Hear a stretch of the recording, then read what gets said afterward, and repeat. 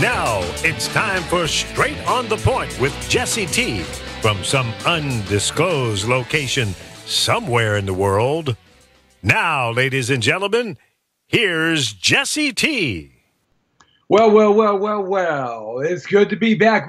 It's time for the Jesse T Show.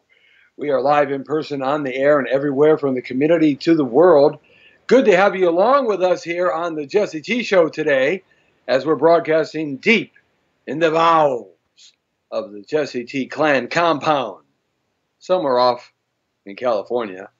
Sometimes I have a hard time finding it myself. But anyhow, good to have you along with me, Jesse T. We are ready to get steady, and Freddie is dead. That's right.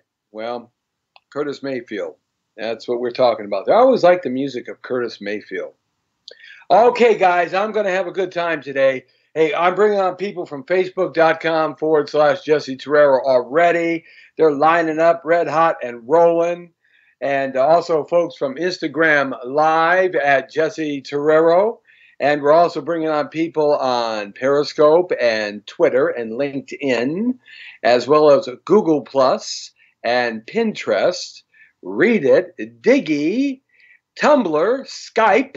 That's what we're on right now, and Messenger right after the show. So it's good to have you along with us and our platform of fun and merriment, www.thepowerofvoices.com. And we, of course, want you to always download those free apps for your Android phone like I have, or your Apple phone. Hey, I like the Android. I like that Samsung Note 8 that I got a few months ago. Boy, that's a great phone because you can write. And I have a hard time doing text because of my big fat fingers, right? And I get it all mixed up. I mean, it's like Planet of the Apes with his big fat fingers, or it's like Sasquatch, big fat fingers, you know. Rawr, rawr, rawr, I text. And when I send something, people try to decipher it, and inevitably I always get the text back that says, are you on drugs? No, man, I'm high on life, baby. It's Jesse T. The Brown Beauty is back on duty, and we are red hot and rolling here. Hey, we're going to be talking about something very important today that's going on in the news. I decided to just jump into this right quick here. And I'm going to read you something, perhaps something that you folks didn't know or didn't know all of it. You just know a little portion of it. But let's hi to some people before we get going. John Halfacre. Hey, John, the very dapper John. I like John. John's always dressed to the hilt. All right, John Halfacre, haven't seen you in a while. Good to have you along with us, buddy. And Taco Ranch Grub. I love those tacos. I used to have a restaurant called Taco Joe's. We deliver within 5 minutes. Yeah, we were fast, man. Speedy Gonzalez. Really? Yeah, absolutely, man. I love tacos. Tacos. I love them tacos. Yes, the redneck style. Give me some of them tacos, and I'll have some of that hot sauce. Yes. Saying hi to some friends like Rod Heath, Mama T, Joe Nicastro has us on, Becky Romero, Jeannie Ambrose. Yeah, thanks a lot, Jeannie. Hey, what's happening? Yeah, she's all the way from the great Antelope Valley, where the antelope don't play anymore. Also saying hello to Donna Nelson and Richard Samora, already checking in with us. Mama T's in Chicago, are on her way there. She's stuck over in Houston with Jesse Andrew Torrero. They're on their way to a big race in Chicago. My son is a professional Spartan racer, an OCR racer, and he's got a big match coming up here that he's going to qualify for the 2018 World Championships in Tahoe. He's doing real good this year. First time on the Pro Elite circuit, and this, I believe, is his fourth or fifth race. He's doing just terrific and making great strides. What a stud. You might want to check him out at JT J Torrero, Torrero, J Torrero, and 59510 on Instagram. Okay, check him out there. He's just unbelievable athlete. So Mama T and he are going to my hometown. I was supposed to go on this trip, but we had a couple of real estate transactions just boom blow up in my face. So I wasn't able to really go on this trip, and now all of a sudden I got to raise $3,100 and some odd dollars within the next 7 to 8 days. Oh yeah, don't you love it? Yes. But we'll do it. We'll take care of it. Boy, the picture here is really, really fuzzy and hazy on my end, on the Skype end. Is it clear to you, Lee, back at the studios, who's manning the dials and the knobs and the sliders and the software? Let me know if text me or something, Lee, and let me know if it's nice and clear. And that way then I'll be able to maybe let me know on Instagram over here, because it's really not a good picture here on the Skype side. Facebook.com is looking great though over here, and Instagram Live looks good over here. So I'm going to be bouncing from Instagram, where John Halfacre is, to Facebook Live, to YouTube. Okay, that's we send this through YouTube, and you can check us out there live on the channel. Okay, here we go. Something you guys probably don't know, but it's a long time ago, before you and I were born. It was something that was given to us by the French, and Emma Lazarus's sonnet. Now you're asking me, who is Emma Lazarus? Well, we all know the Statue of Liberty, right? The Statue of Liberty. Have you ever been up there? It's pretty unbelievable. It's beautiful. It's like 500 and some odd feet high. You can see it way out in the Atlantic Ocean.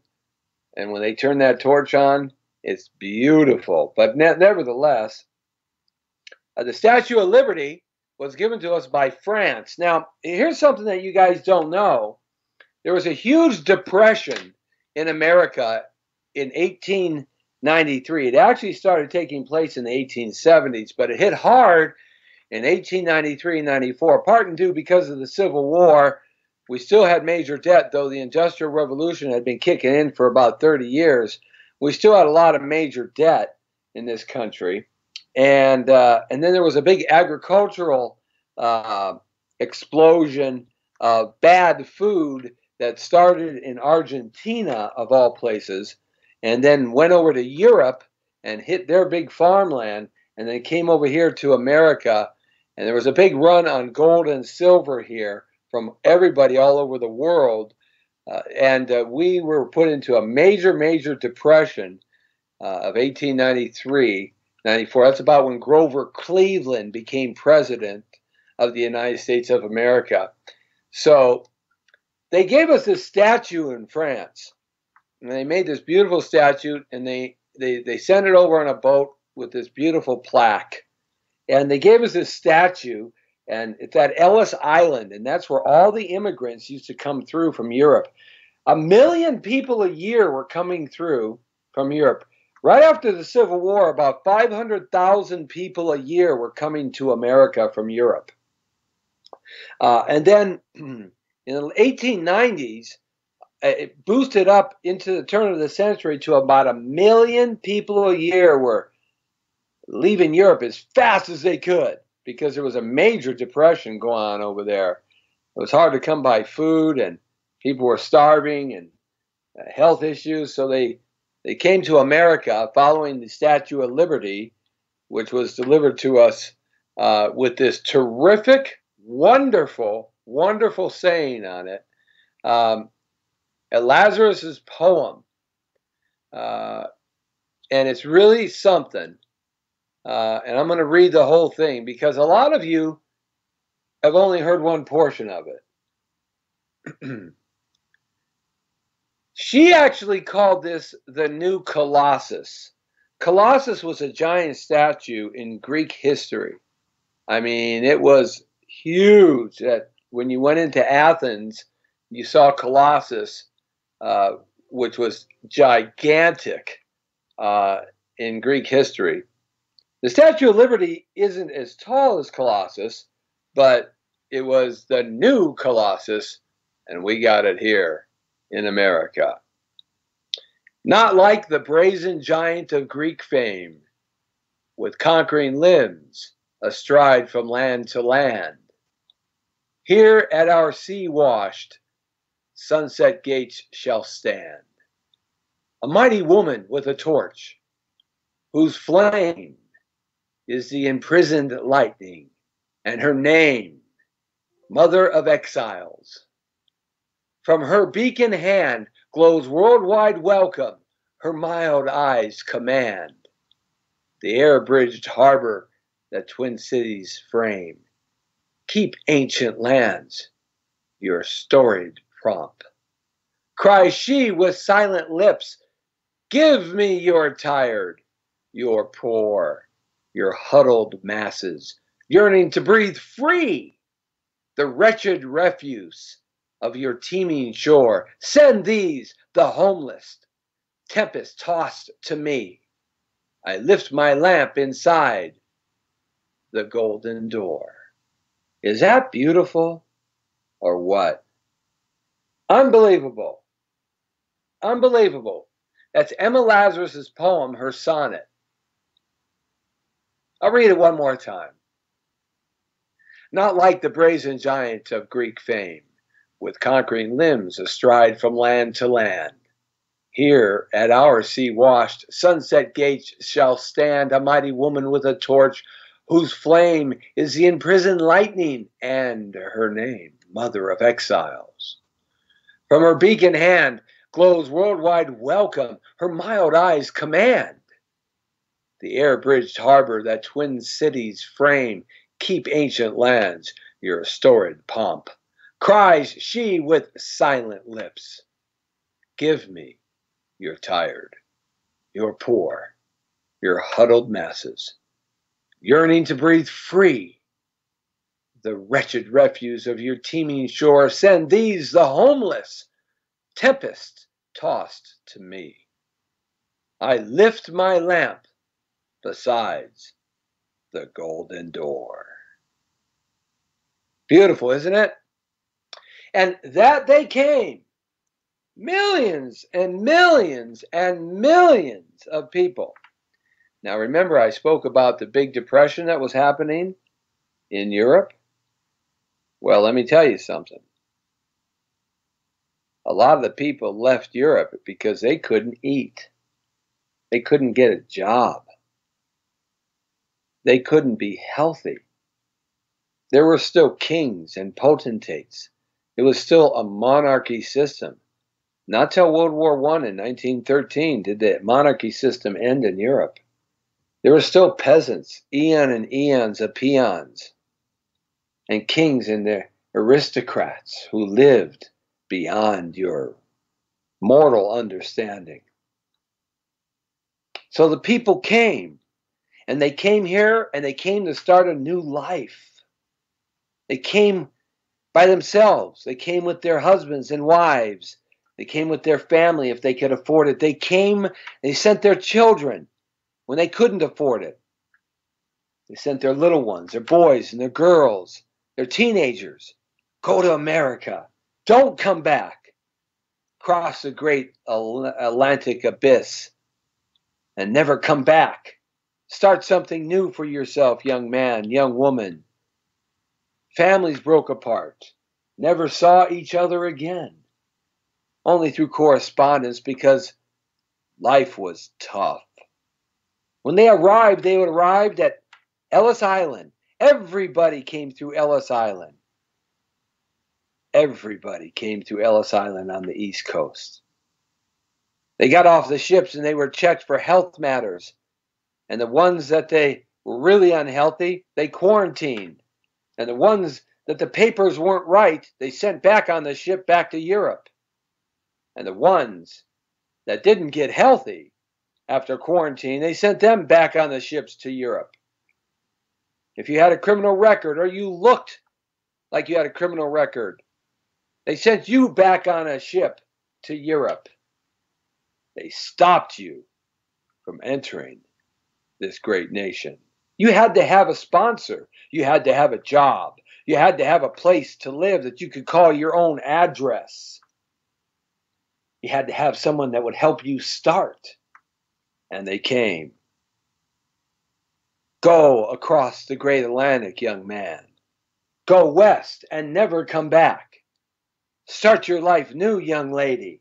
And they came. And the families came. And they worked hard. They worked real hard in the Industrial Revolution that was exploding in America as we were becoming the world power that we have become to be, the empire of the United States of America. After the Civil War, the Industrial Revolution of Carnegie, Vanderbilt, J.P. Morgan / Chase, Ford, Rockefeller. The Industrial Revolution happened and exploded in America. We were making everything. They couldn't find enough workers. There weren't enough babies growing fast enough. And they came. And they came to this great nation. And they came to Ellis Island. And they came to San Francisco on the west side of America.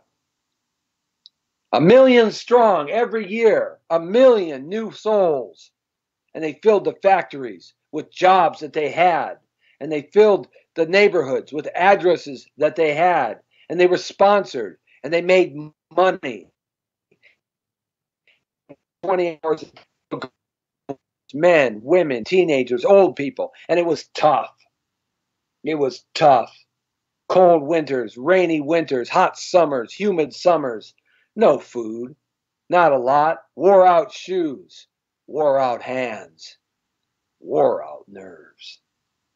But they kept coming, and they kept working, and they kept working, and they learned English. They learned English. In fact, most of them had an English dictionary in their pockets from Europe, trying to master a few words here and there so they wouldn't be seen as just another immigrant. They came to this country to start a new life, not to send money back home, because they didn't make enough. They came here to start a new life, find a new wife, a new husband, create their own family. With a few little words of English that they knew, they debarked off onto Ellis Island. And the ones that passed got the ferries and the boats to New York City, some into New Jersey, and Chicago and Cleveland, and Boston and Philadelphia. And they came, and they came, and they worked, and they worked, and they worked. And if you didn't work, you didn't eat. If you didn't make money, you didn't have a place to stay. There was no welfare. There was no EBT. There was no lefty democratic handouts. There was no health care that was provided for the people in this country. The rich paid the taxes. The poor did not pay anything until the IRS was created in 1913 by J.P. Morgan and the most traitorous president besides Obama, Woodrow Wilson. And they came, and they didn't care. They worked hard, and they broke their finger, they fixed it. If they cut their leg, they fixed it. If they needed medicine, they fixed it. They didn't want anything from anybody, just a chance. The chance to become somebody. The chance to say, I'm somebody. And I can take care of my family. That's who I am. And they had families. And they made babies. And they got to school. And they learned how to speak English. Because if you didn't learn how to speak English, you did not excel in this great country. They came here to be Americans. not to be Mexican Americans, not to be African Americans, not to be Polish Americans, not to be Jewish Americans, not to be Irish Americans, Italian Americans, German Americans, Russian Americans, Spanish Americans. They came to be Americans. Americans. The United States of America. Many of them had the Declaration of Independence and the Constitution in their hands when they came off the boats at Ellis Island. Thousands, hundreds of thousands, and millions. And they all wanted to be Americans and contribute and work hard. They didn't ask for anything. They didn't go with a handout. Just give me a hand up and give me a chance. Let me show you what I can do. Let me show you I want to be in this great country that's exploding in the Industrial Revolution. Let me show you that I am worthy of being here. And they came, and they never stopped. And we asked for them. And Europe gave them to us. Yes, Europe did. Not like the brazen giant of Greek fame, with conquering limbs astride from land to land. Here at our sea-washed sunset gates shall stand a mighty woman with a torch whose flame is the imprisoned lightning and her name, mother of exiles. From her beacon hand glows worldwide welcome. Her mild eyes command the air-bridged harbor that twin cities frame. Keep ancient lands your storied pomp, cries she with silent lips. Give me your tired, your poor, your huddled masses yearning to breathe free. The wretched refuse of your teeming shore, send these, the homeless, tempest-tossed, to me. I lift my lamp beside the golden door. America. And they became Americans. They didn't allow their children. They didn't allow their children to speak their language outside the door. You learn English. You go to work. You work hard. And you read at night. You learn about America. And you could be great someday. Maybe someday you, the immigrants of us, could be president, a senator. Especially if you were born here. And they came. And they didn't stop. And they respected this country. And they built this great nation for you and me. The greatest migration of people from one part of the planet to the other at the turn of the century between 1865 and 1940. There was no welfare. There was no EBT. There was no, come here, I'll buy you clothes. I'll give you food. I'll give you a free place to live. I'll give you shoes. I'll give you free medicine. I'll give you free water. I'll give you free transportation. I'll give you a free education. There was no freebies. And these people survived. And survive they did. They thrived. I don't want nothing, they said. Don't give me nothing. I don't have anything where I came from. Only the kings and potentates and aristocracy and aristocrats have things. I don't have nothing. But I'm going to get something.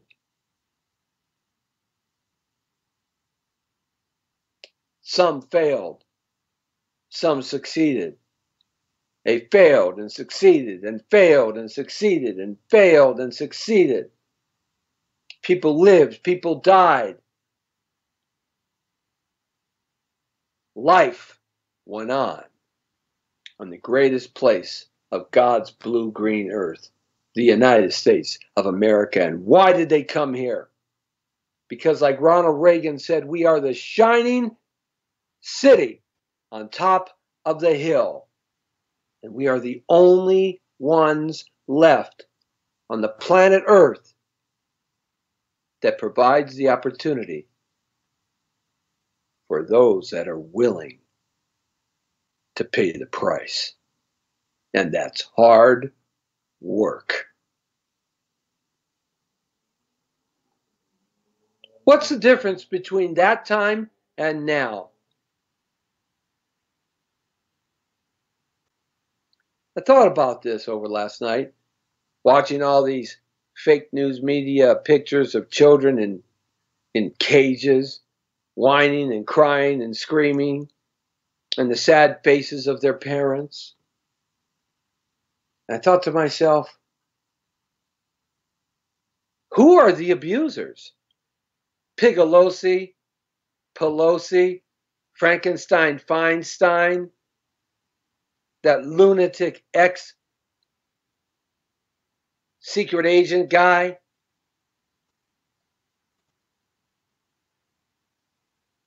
Under the Obama administration, he was a guy in charge of spying on you and me and you and me and you.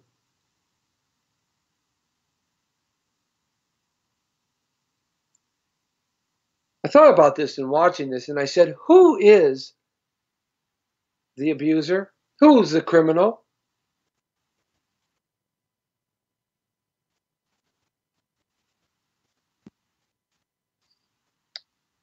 Still more pictures.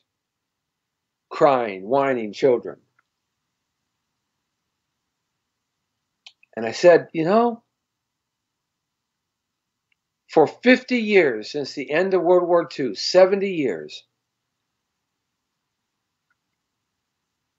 this country has been giving immigrants a free ticket to paradise.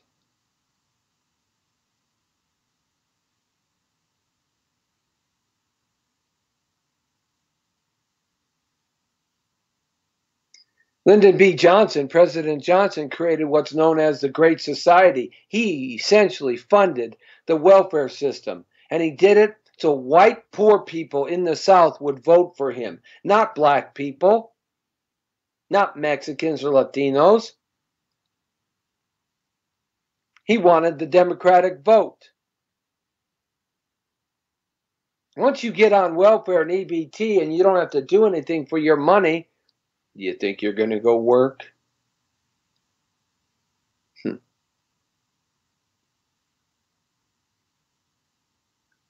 Once your children see what you're doing because they emulate what you do, you think they're going to go work?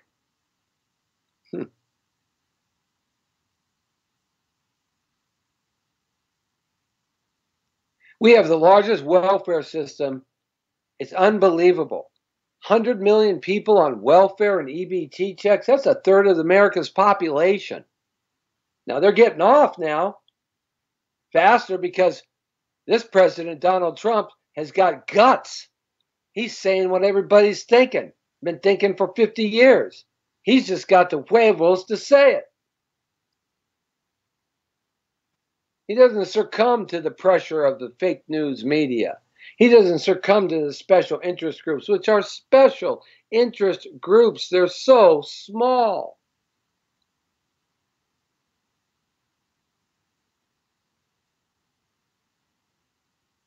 To equate what's happening at the border right now to Nazi Germany, how dare you insult Jewish refugees? How dare you insult those families who had their family members killed at Auschwitz and the 400 other, 3,000 other concentration camps in Germany and Poland.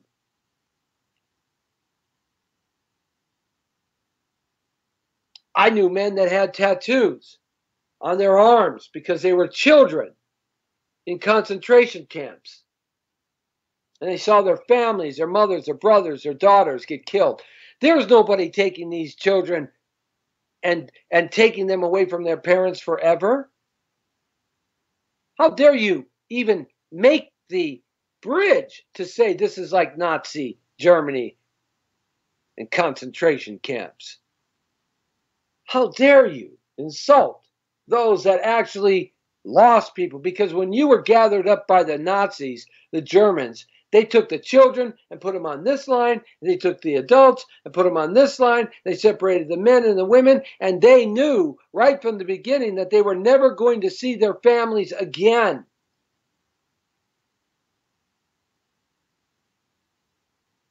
The Nazi Germans, rat bastards,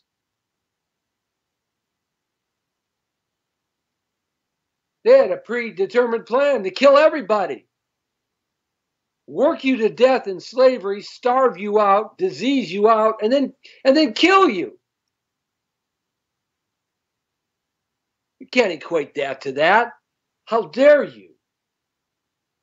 How dare you?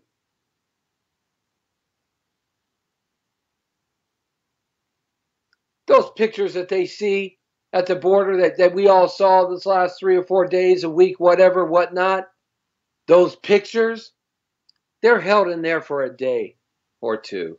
Then they're shoveled off. They're moved off to first-class 5-star living quarters. The children. This is what happens to them. You probably don't know because the fake news media of MSNBC and CNN and even Fox won't tell you. Because they all got an agenda. Jesse T's only agenda is to set you straight in the world according to Torrero. Straight. On the point.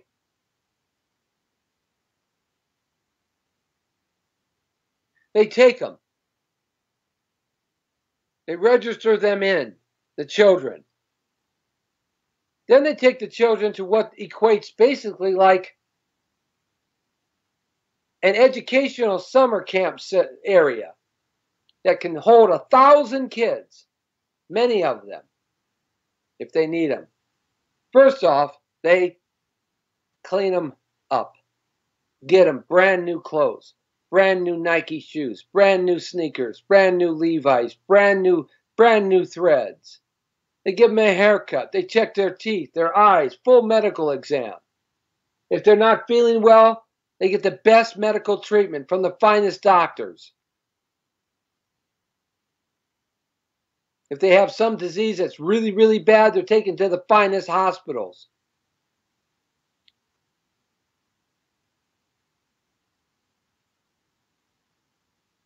They have a beautiful place to live. Their own rooms in many cases. Teamed up with somebody else. They get fed whatever they want. They have a bathroom, a shower, a tub, a toilet, a playground. They get an education immediately. If they have a religious ideology, they have the opportunity to participate in that. Athletics. You wish you could put your kids in this school.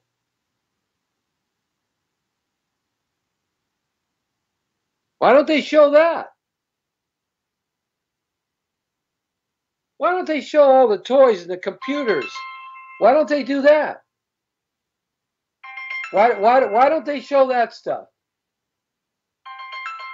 Because they don't want you to see it. Because they have an agenda. Meanwhile, the parents are fast-tracked through the system through asylum. All they have to say is, I'm applying for asylum. And they're fast-tracked through the system.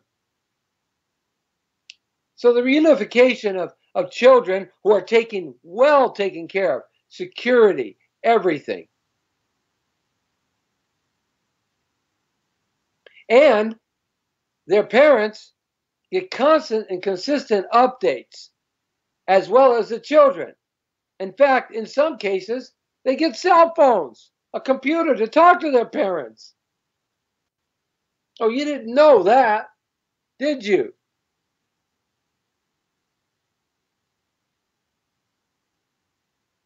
You think they did that at the turn of the century? Parents would send their kids on these boats, these ships across the Atlantic Ocean, and they had a distant cousin in New York City, and they hoped that their kids would get aligned with the distant cousin.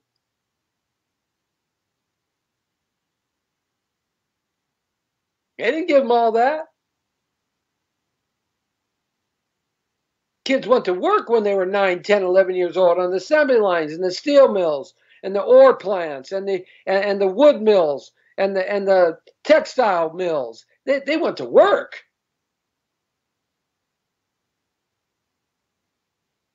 And built this great nation.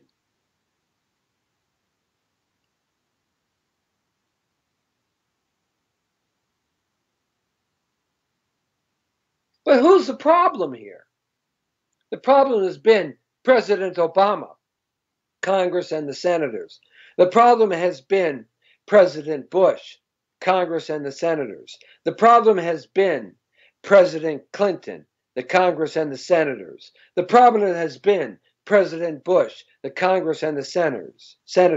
The problem has been Ronald Reagan, Congress, and the senators. The problem, who's that causer? The problem has been Gerald R. Ford, Jimmy Carter, Nixon, Lyndon B. Johnson, the biggest scumbag president. He got us all entangled up in Vietnam. Because of him, 58,000 on the wall in Washington, D.C. I can't even walk down into that memorial. I start bawling like a baby. Because what did we do that for? For what? Because he wanted to make a lot of money from Monsanto, who now has changed their name to Bayer. And Bayer was the one that made poison that killed all the Jews and the Polish and the Romanians and everybody in World War II. Bayer was a Nazi.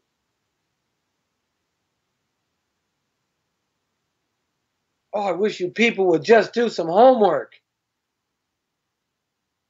I wish you people would just connect the dots.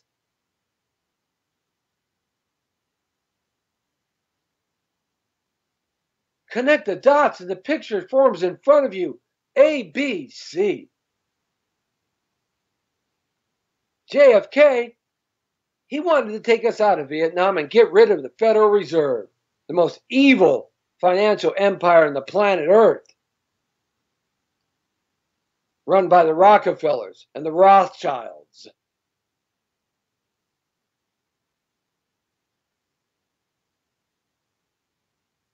Eisenhower, at the end of his term, said, be wary of the military-industrial complex. He gave us a warning. And it all has come true. The corrupt government, that's been the problem. Now, you got a president who can't be corrupted the way the system corrupts these guys and gals. How do you go in like Nancy Pelosi, making $193,000 a year, and just, less than 10 years ago, she was worth $29 million, but now she's worth $160 to $170 million. How does that happen on $193,000 a year, ladies and gentlemen? How does that happen? If you make $193,000 a year, do you think that you're going to be able to put together something that's going to give you $160 to $170 million? Huh. Why doesn't Frankenstein, Feinstein, and Pelosi, why don't they, who live in San Francisco in the most posh areas with the thousands and thousands upon thousands square foot houses, why don't they take a half a dozen homeless people or illegal aliens and put them in their house?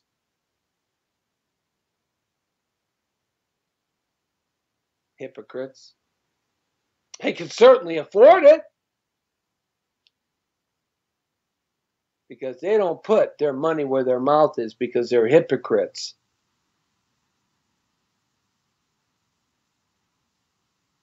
Connect the dots, guys. Just connect the dots. The reason why we have this problem today is because of everybody who I just mentioned, and especially Bush and Obama.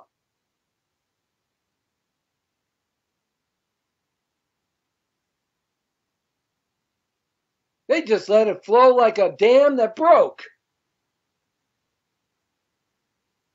And nobody cared. No one cared.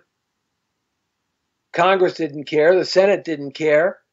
We have laws, guys. In order to be a nation, you have to have borders, or you're not a nation. We are a land of law. You don't like the law? Change it. Until it's changed, we're a land of that law. Whatever that law is, we're the land of it. And it's about damn time that our country starts standing up for itself and saying, no, you cannot come into this country. No, build the wall. Stop them. No more freebies. Act more like the immigrants acted between 1865 and 1940, who came to this country by the millions every year, and they came. And all they wanted was a fresh start and a way to get going. They didn't ask for anybody's money. They didn't ask for anybody's handout. In fact, most men wouldn't take it. They wanted to be Americans. They didn't have this hyphenated society we live in, this ridiculous hyphenated society, Asian Americans, Filipino Americans. What? You're either an American or shut up. Go sit down in the corner. That's something I've never agreed with. I remember when that malarkey started. They didn't come here to be Polish Americans, Italian Americans, French Americans, German Americans, Arabic Americans, Black African Americans, Irish Americans, Welsh Americans. They came here to be Americans. They came here to learn English. They came here to be part of this great nation. But what happened? What happened, ladies and gentlemen? What happened that we allow ourselves? Because we become a nation of pussies. We become a nation of pansies. Because some crybaby special interest group whines loud enough and gets the fake news media behind them, and some scumbag rat bastard Nazi who was killing Jews like George Soros to back them. They all of a sudden have something important to say and meaningful. No, I'm sorry, you don't. You don't have a right to put a knee down and disrespect the flag and the national anthem and those that died before you. Even though they died for your right to do that, you just don't do that. You don't burp at the friggin' dinner table.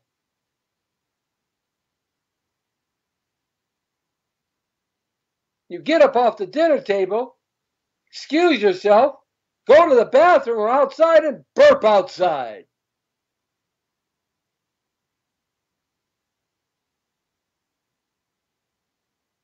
Who's the criminal of all of this?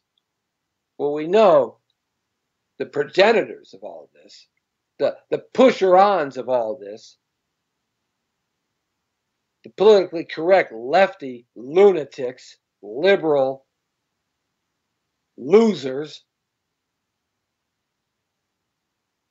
that sell out America for what?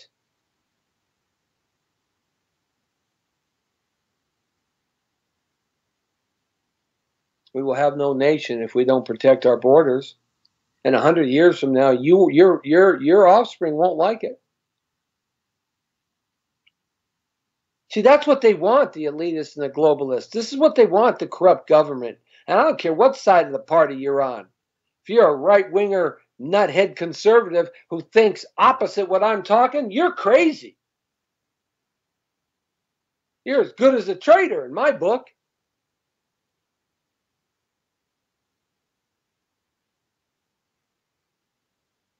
You know who the problem is here? The parents.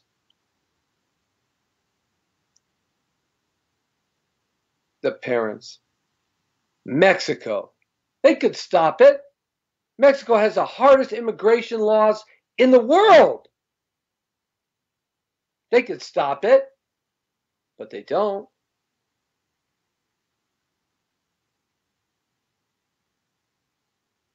Heck, we should embargo and tariff Mexico. Watch how that nation falls apart. What do they make? Tortillas and hot sauce.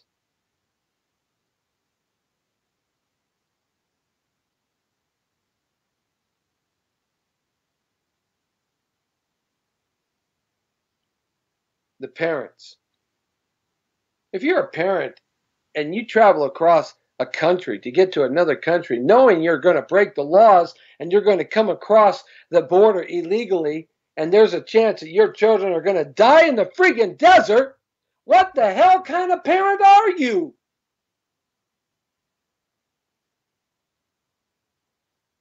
Don't come over here and cry on my shoulders.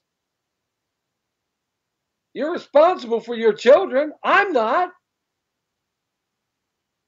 We can't house every poor person in the world.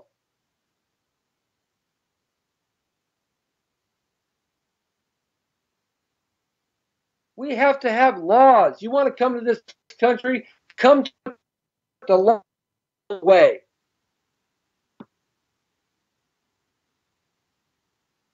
Apply. Don't subject your family to death, destruction, starvation, jail. What, do you think you can just walk across the border because America's going to let you in? See, that's the problem. Our corrupt government has been doing it. Every president has been turning a cold shoulder to it, but Donald Trump has not. He said, no more, no more, no more. We're not going to be hoarding the poor in the world. No more, no more. We have laws, we have borders, and we're going to protect those borders and stop you from coming here. And then we're going to fix our immigration problem. You know, he has issued 2 immigration policies to the Democrats, and they have said no to him because they want this to continue. It's the only thing that they got is to create chaos, anarchy, and mayhem because they lost. You see, the reality is here, they lost the election to some outside goof who came in and took them down. And can't be bought off because he has a very distinct idea on how America should be, and that is the greatest nation that made this nation great. What's wrong with praying to God?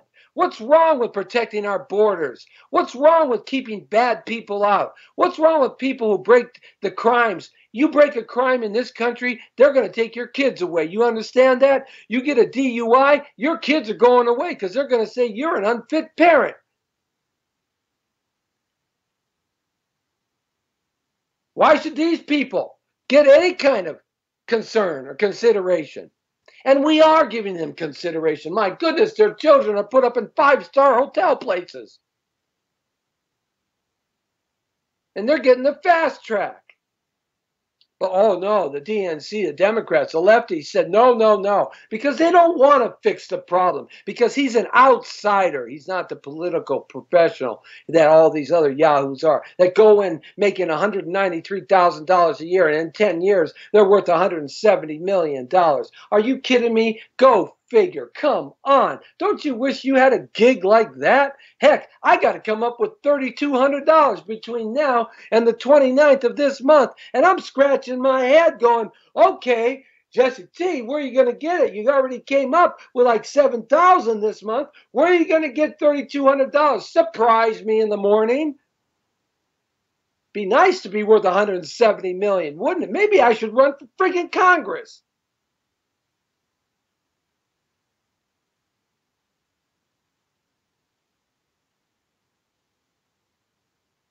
The parents are the problem. The corrupt past governments we have, turning a cold shoulder to it, are the problem. Because they didn't have the balls to stand up and say, we are a nation of rules. You cannot cross our border. I don't care if you got a dozen kids. Take them back home. And come here the right way.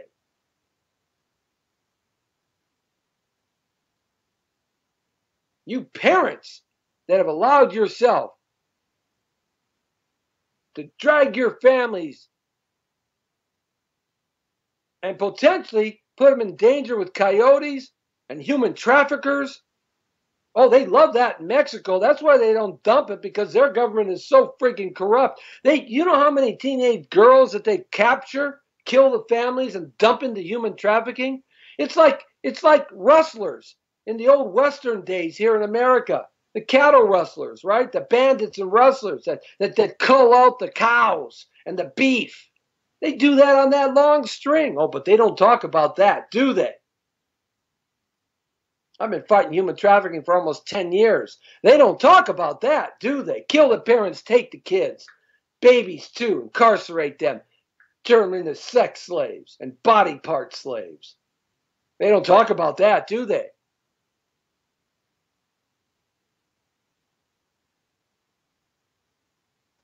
You know how many millions of stories there are about men who've gotten their butt beat up on the way here through Mexico?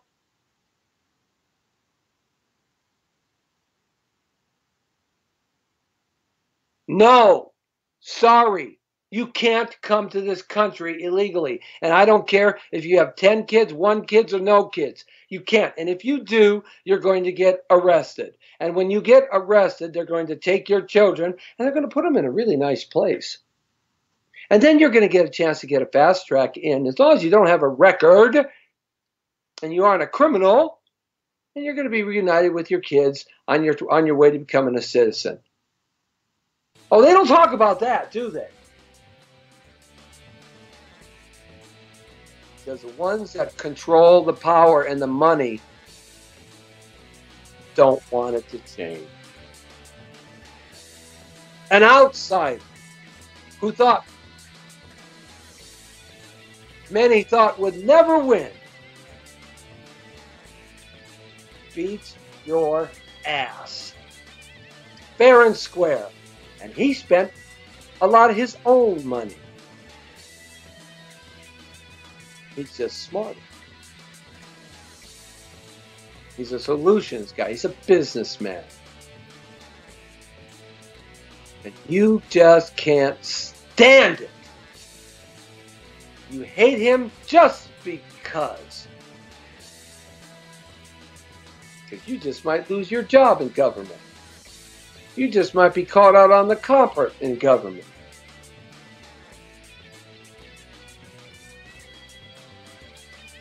President Donald Trump is going to go down in this history as one of the finest presidents this country has ever seen, I predict. He's going to surpass Reagan, JFK.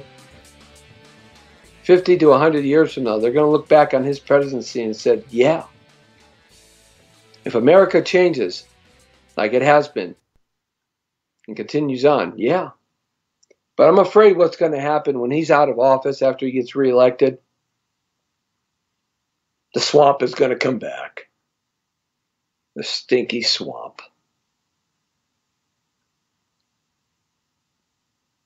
President Reagan talked about the evil empire, and that was Russia.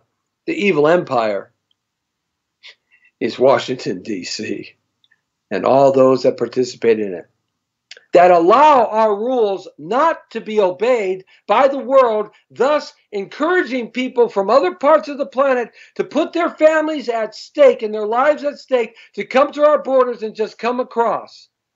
Because they're all into welfare, EBT, because there's big money in that. Not like the early part of the 20th century from 1865 to 1940, where there was no welfare, where a man, a woman, a child, a grandpa, a family came here to work hard and contribute and become part of America. And unless we get back to that kind of thinking, ladies and gentlemen, and we start looking at this stuff and connecting the dots, you want to know what's going to happen? One day, one day, your country, whatever you think it is going to take everything you got.